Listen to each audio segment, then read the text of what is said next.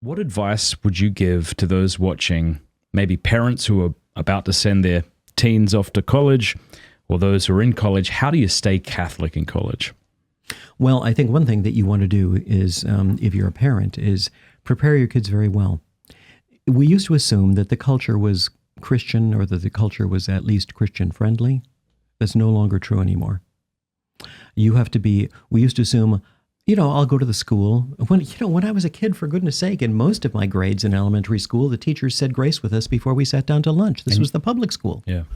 When John F. Kennedy was shot, my wife's teacher led the class in a rosary. Wow. Yeah. At a public school. In a public school. You couldn't imagine that now. And so they thought, well, the whole culture is cooperating with us in teaching this, and they go to church, and it's all going to make sense to them. That's not true. We're now the counterculture.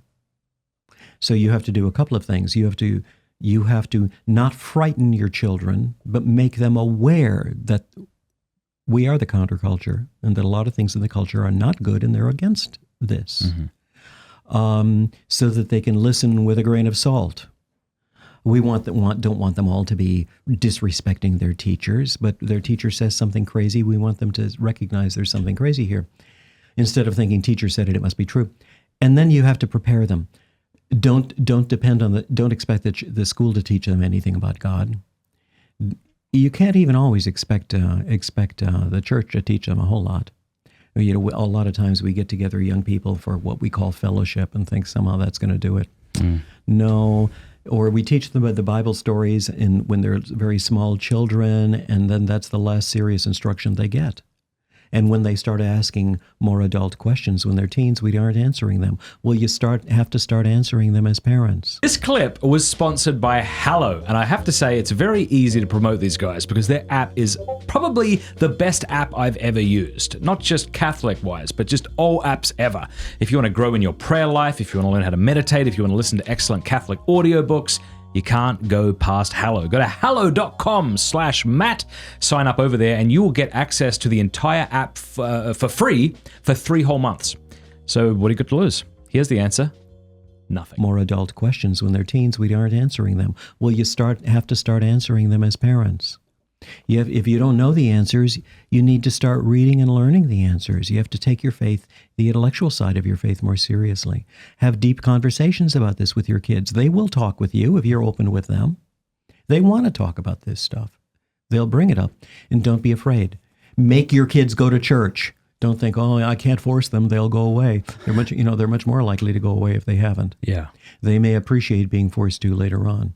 So what if someone's about to enter college and they have a basic prayer life and they do believe in God? I would say, well, okay. What do you say to them? When you get to college, this is what I tell young people themselves. And I wrote a book called How to Stay Christian in College. This is the first thing I suggest. There's no such thing as a solitary Christian.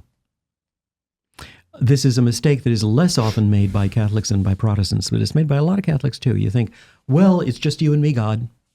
I can pray without going to church. I can worship you without doing it with other people. I can just do all this kind of stuff. No, you can't.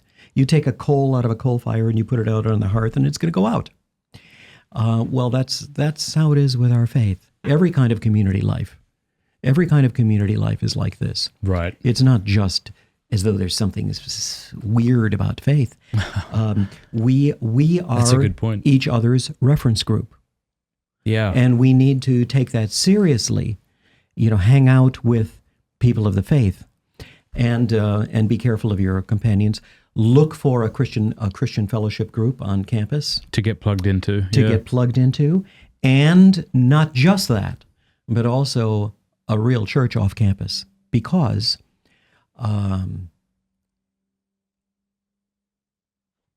that Christian fellowship group, everybody there is just like you. They're students, they're about the same age. I mean, maybe not identical to you in personality and interests, but you know what I mean. But you need to be around other kinds of Christians. Old geezers like me, mothers and fathers with children, the children themselves. St. Paul says that we're all members of the body of Christ. Okay, so what are we going to do? We're going to have a Christian fellowship group on campus. That's great, but it's like all the elbows are getting together. or all the navels, or all of the noses. No, they need to be part of a real church too. In the Christian fellowship group, they can discuss those things that come up, and that challenge them in their college or university experience. But and talk about those things that they're in the middle of. But in the church, they're getting to be part of the body of Christ. That also reduces the shock if they've had a good Christian fellowship group on campus, and then they graduate, and now they're not college students anymore, and they go someplace and they don't have one, and they feel like everything's over, and they don't even know how to be part of a congregation. So that's the first thing. That's the first thing that I tell them, and talk with people. This kind of conversation that we're having. Talk with your friends. Ask them questions. Learn from them. Learn with them. I think one thing that's so great about the podcast world we live in now is that people may be in a secular, postmodern sort of environment, but they can plug in and listen to content that helps them understand the faith. Yes, they feel can. less alone in their Yes, they faith can. life. And there are all kinds of exciting things that are happening now. Yep. The Dominican House of Studies in D.C. has established the Thomistic Institute. Yeah, get them. It's spread like wildfire. There are chapters all over the place, including at my own University of Texas. Good. Yes, Good. They bring in speakers. They get assistants to do this. They have serious conversations with each other. In ours is working with the University Catholic Center, and sometimes co-sponsor speakers and things like that. It's great, and you talk to these kids, they're thriving in their spiritual life. They're giving each other support. Hey, thank you so much for watching. Before you go, do us a favor, leave a comment, let us know what you thought of the video, like, and subscribe.